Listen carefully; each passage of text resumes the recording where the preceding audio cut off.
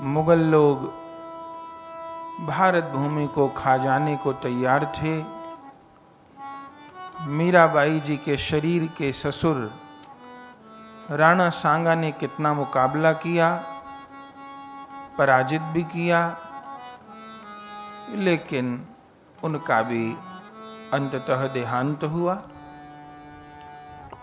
रतन सिंह राजा हुए,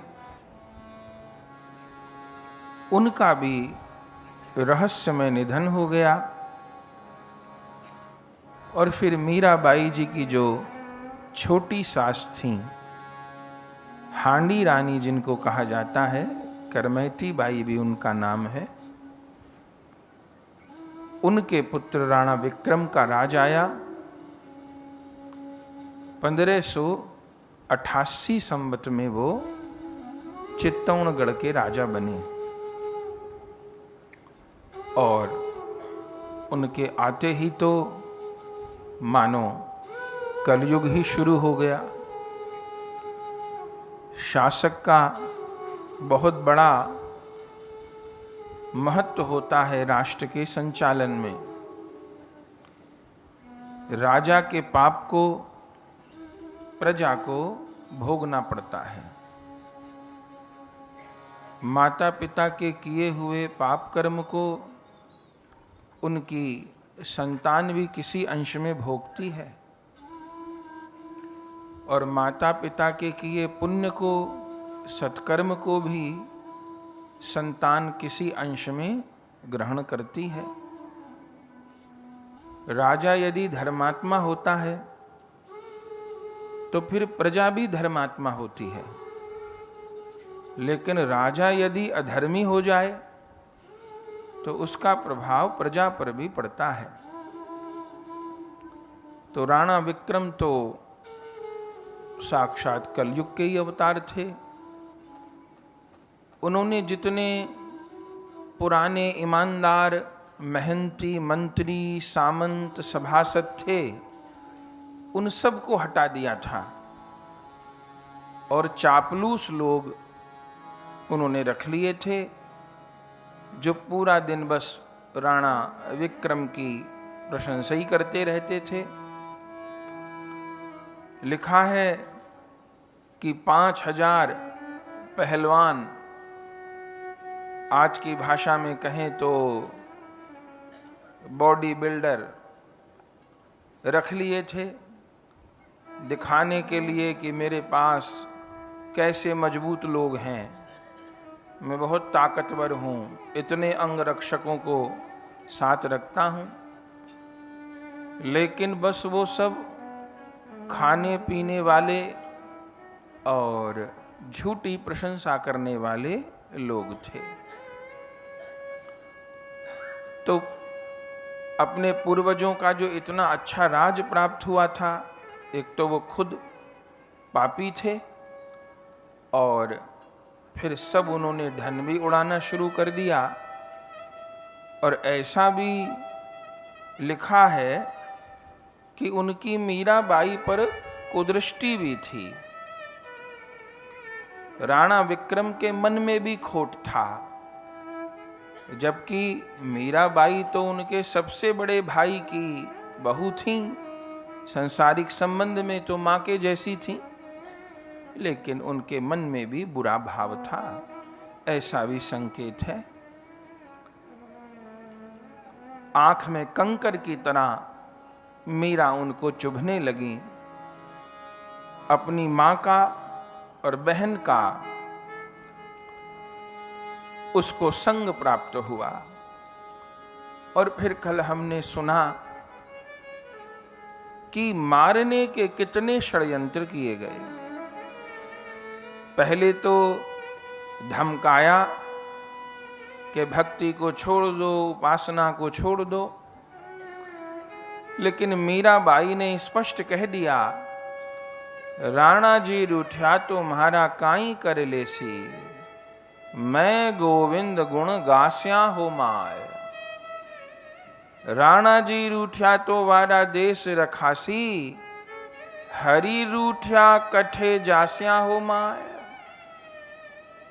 लोक लाज कुल कान न माना, अभय निशान घुरास्या हो माय, हरि नाम री जहाज चलास्या, भव सागर तर जास्या हो माय, मीरा दासी सांवल गिरधर की, चरण कमल लपटास्या हो माय, राणा जी रूठा तुम्हारा काई कर लेसी, मह गोविंद गुण गास्या हो माय। स्पष्ट कह दिया। और भक्त के जीवन का एक गुण होता है, भक्त कभी अभद्र नहीं होता, भक्त सौम्य होता है, सहनशील होता है, पर साथ में भक्त निर्भय भी होता है। संसार में तो किसका भय होगा? काल का भी भय नहीं होता। संसार में जो लोग कहते हैं मैं किसी से नहीं डरता, मैं उससे नहीं डरता, वो झूठ बोलते हैं। बिना भक्ति के तो निर्भयता आ ही नहीं सकती। जो कहते हैं मैं किसी से नहीं डरता, जरा ट्रैफिक पुलिस वाला पकड़ ले और चालान की कॉपी निकाल ले तो उसी के हाथ जोड़ने लग जाएंगे। जरा माल की गाड़ी पकड़ी गई और वो लगा कुछ करने तो किसी सरकारी बड़े अधिकारी के पैर में गिरने को भी तैयार हो जाएंगे। घर में परिवार में कोई प्रतिकूलता हो गई तो घबरा जाएंगे, और कहीं अपने ही शरीर में कोई असाध्य रोग हो जाए, जीवन पर बाधा आ जाए तो बिल्कुल साहस छोड़ बैठेंगे और वैसे कहेंगे हम किसी से नहीं डरते। तो वो बात झूठी है, क्योंकि भक्ति के बिना निर्भयता नहीं आ सकती। वो संसार में जो सुनते हैं मैं किसी से नहीं डरता, वो भक्ति नहीं, वो उद्दंडता है। निर्भय तो भक्त होता है। तो मीराबाई ऐसी जगह रह रही हैं जहां चारों ओर वो दुष्ट ही हैं, लेकिन अपमान किसी का नहीं किया, तिरस्कार किसी का नहीं किया, लेकिन स्पष्ट कह दिया कि मैं गोविंद का भजन नहीं छोड़ूंगी, और जो कहो वो बात मानो, पर हरि का भजन नहीं छोड़ूंगी। प्रहलाद जी के पिता ने उनको भगवान की भक्ति छोड़ने के लिए कहा, तो प्रहलाद जी पिता का अपमान तो कहीं नहीं किए, लेकिन पिता की इस बात को नहीं माने कि भगवान की भक्ति का त्याग कर दो। ये बात किसी की नहीं मानी जा सकती। माता पिता की हर आज्ञा मानने योग्य है, पर भगवान के भजन से विमुख करते हैं तो संतान को माता पिता की वो बात नहीं माननी। गुरु का हर वचन मानने योग्य है, लेकिन भगवान से विमुख करें तो गुरु की बात नहीं मानी जाएगी। उदाहरण है राजा बलि, गुरु शुक्राचार्य की बात नहीं मानी। विभीषण जी ने अपने भाई की बात नहीं मानी, त्याग कर दिया। भरत जी ने अपनी मां का त्याग कर दिया। ब्रज गोपिकाओं ने अपने पति का त्याग कर दिया। प्रहलाद जी ने पिता का त्याग कर दिया। पर गोस्वामी तुलसीदास जी कहते हैं उन सब का मंगल हुआ, अमंगल नहीं हुआ।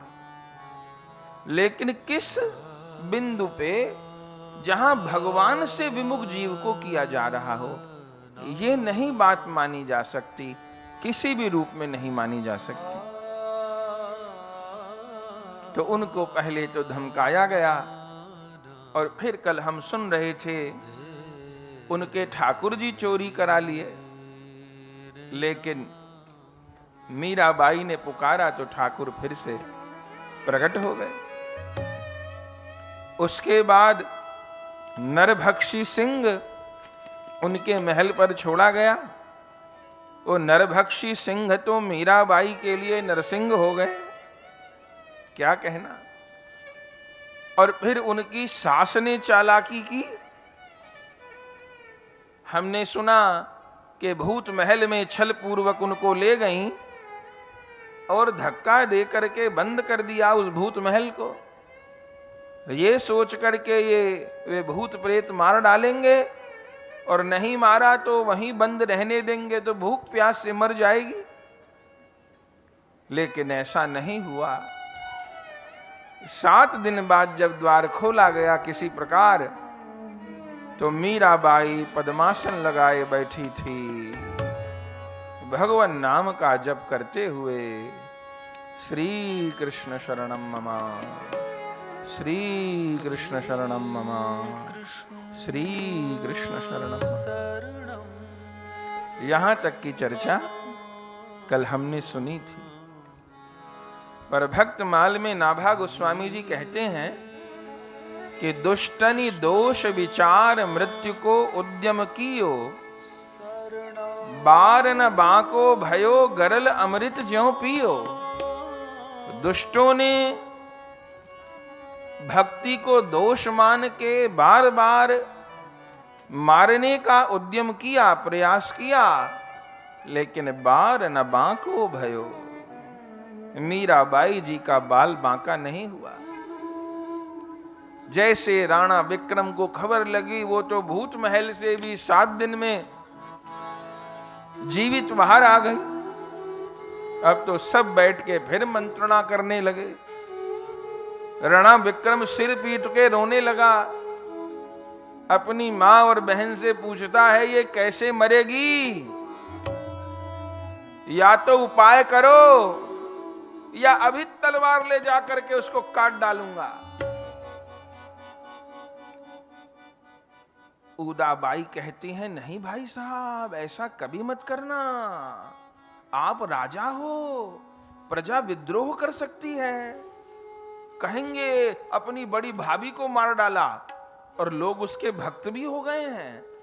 कुंभ शाम के मंदिर में कितने लोग उसका कीर्तन सुनने आते हैं, ऐसे मारने से विपत्ति आ जाएगी, तो क्या करें।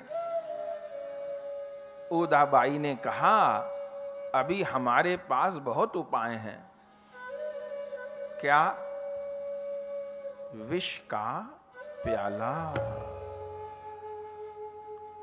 विष का प्याला कैसे? अरे आप बस हलाहल विष बनवाओ, एकदम जहरीले सांपों का विष तैयार करवाओ। पहले समय में भारत में फांसी की सजा नहीं होती थी, मृत्यु दंड अलग अलग प्रकार से दिए जाते थे।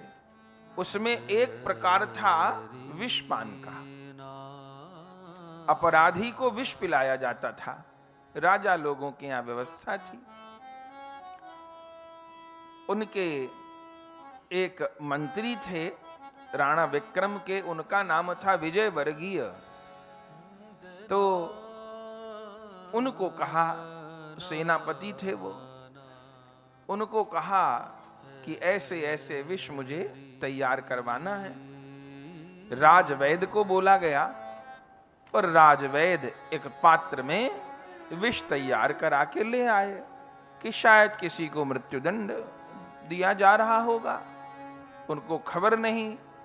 उन्होंने पूछा भी कि राजसभा में किसी को मृत्युदंड दिया गया हो, ऐसा सुना तो नहीं। राणा विक्रम ने कहा तुम कौन होते हो पूछने वाले।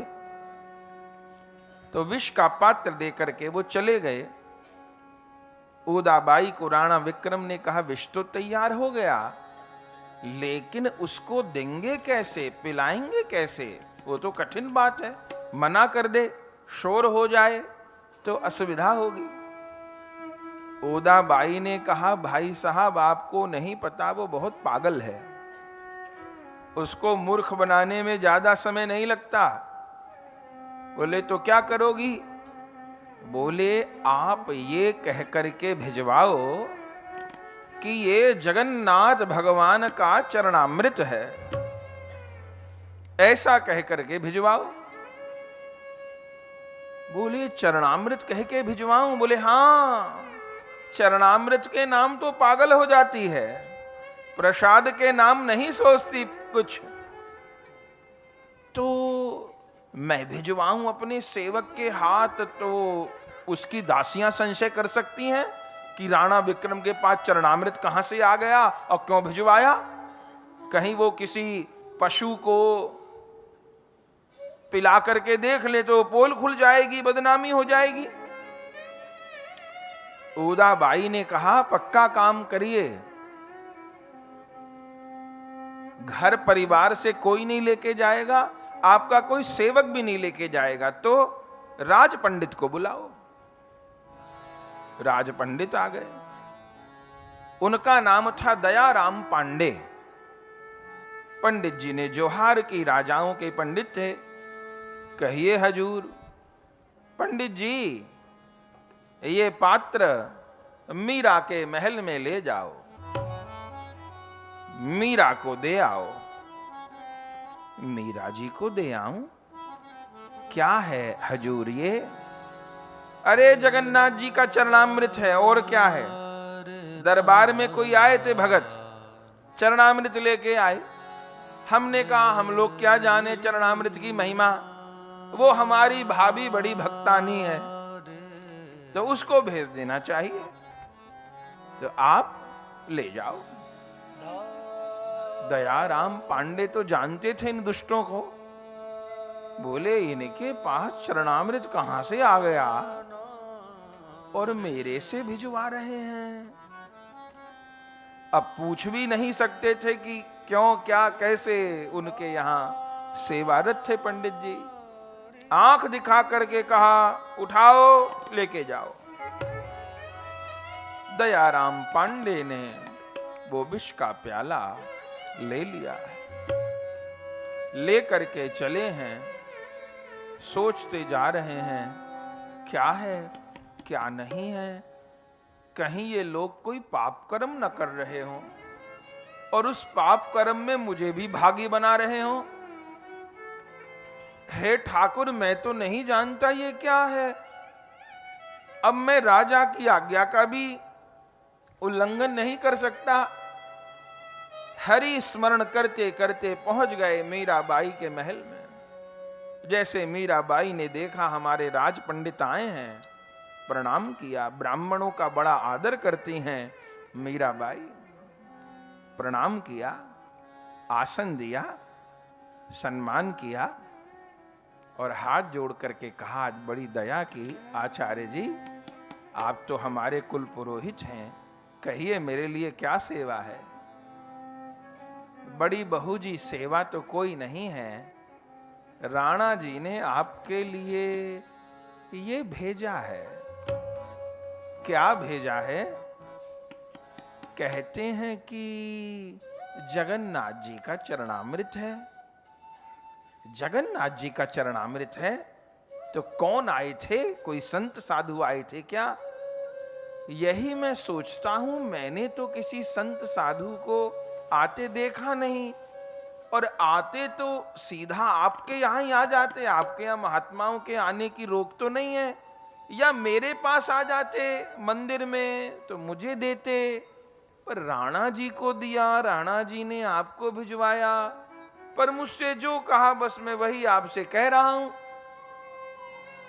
ये कहते कहते कांपते हाथों से दयाराम पांडे ने वो प्याला आगे बढ़ा दिया। इतनी देर में चमेली और मंगला जो दासियां थी वो आ गईं और कहा, पंडित जी हाथ क्यों कांप रहे हैं आपके? बोले, मुझे तो नहीं पता क्यों कांप रहे हैं, लेकिन जो था कह दिया। मुझे लग रहा है कि मुझसे कोई पाप न हो जाए। चमेली ने कहा, मैं पहले खोल कर देखूंगी। और जैसे उस आवरण को हटाया, मीराबाई लेना चाहती थी प्याला, लेकिन पहले उनकी दासी ने ले लिया। खोला तो एकदम नीला।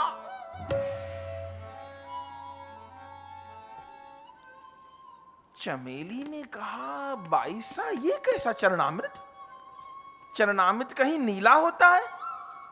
अरे ठाकुर जी को चंदन डालकर जल में स्नान कराया जाता है, केसर डाल के स्नान कराया जाता है, तो भगवान के स्नान के जल को ही तो चरणामृत कहते हैं। तो चरणामृत पीला होता है, केसरिया होता है, सुगंधित होता है कि नीला होता है? मीराबाई कहती हैं, अरे तुझे तो लगता है चित्तौड़ की हवा लग गई है। अरे बता मेरे ठाकुर कैसे वर्ण के हैं? बोले नीलांबुज श्यामल कोमलांगम। श्याम सुंदर का वर्ण तो नील कमल के जैसा है। तो नीले ठाकुर का चरणामृत नीला नहीं होगा तो कोई और रंग का होगा क्या?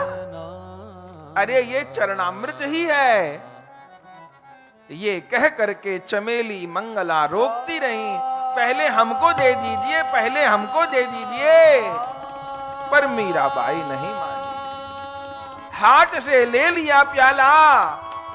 मेरे भाई बहन, शास्त्र में ऐसी दो ही घटनाएं हैं,